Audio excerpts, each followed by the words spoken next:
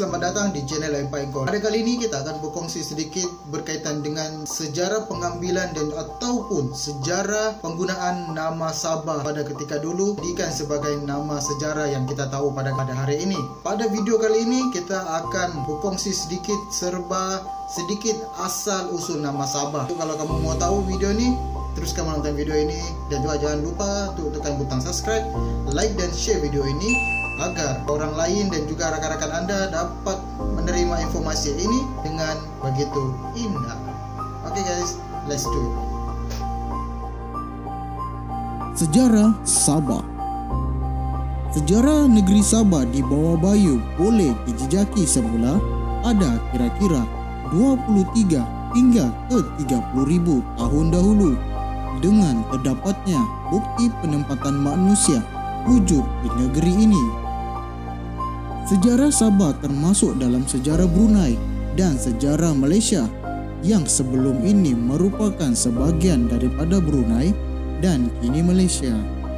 Sejarah terawal yang direkodkan di Sabah ketika tamadun bermula adalah pada abad ke-15 ketika era Kesultanan Brunei.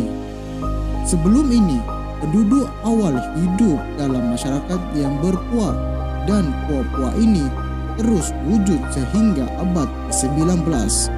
Bahagian timur negara Sabah telah diserahkan kepada Sultan Sulu oleh Sultan Brunei kerana membantu menewaskan musuh Brunei. Namun, banyak sumber mengatakan ianya tidak pernah diserahkan kerana tentera Sulu tidak turut serta dalam peperangan tersebut dan dikatakan hanya tiba ketika perang telah tamat. Tetapi Sultan Sulu menuntut bagian itu daripada Brunei. Kedua, asal usul nama Sabah. Asal usul nama Sabah dipercayai berasal daripada sejenis tanaman, iaitu pisang yang dikenali sebagai pisang Sabah, iaitu sejenis buah pisang yang dipanggil saing Sabah ataupun sapa oleh masyarakat tempatan yang sangat popular. Pisang ini banyak ditanam di sepanjang pantai barat Sabah sebagai sumber makanan.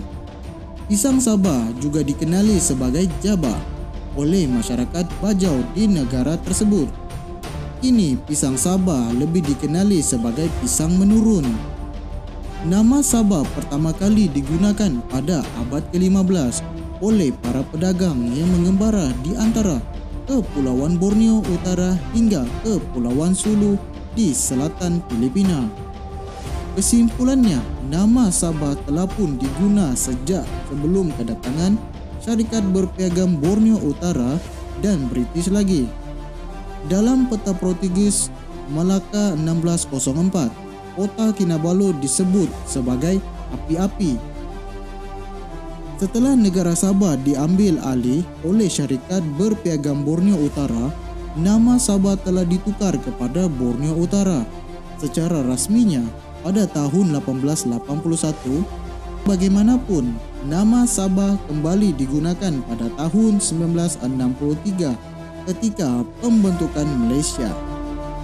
Catatan puisi Jawa Nagara Kertagama yang dikarang oleh Prapanca pada tahun 1365 menyebut sebagai seludak.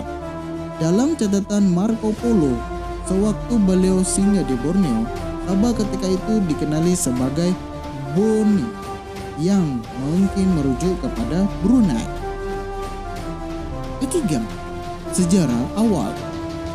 Sebelum abad ke-16, Sabah mempunyai pemerintahan beraja yang mana disebut sebagai sistem pemerintahan di Sabah yang mana terbagi kepada tiga, iaitu sistem politik kesukuan, sistem politik kesultanan, dan sistem politik ketua bebas.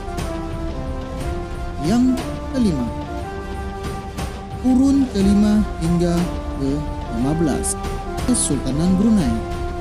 Pada waktu sebelum abad ke-6, kawasan yang kini dikenali sebagai Sabah, Brunei dan Sarawak adalah berpusat pada Kerajaan Brunei, dan Kerajaan Brunei juga merupakan pusat perdagangan dengan Cina. Wilayah ini di sebaliknya dipengaruhi oleh dua kuasa besar pada waktu itu, yakni Sriwijaya di Sumatera dan kemudiannya Majapahit di Jawa.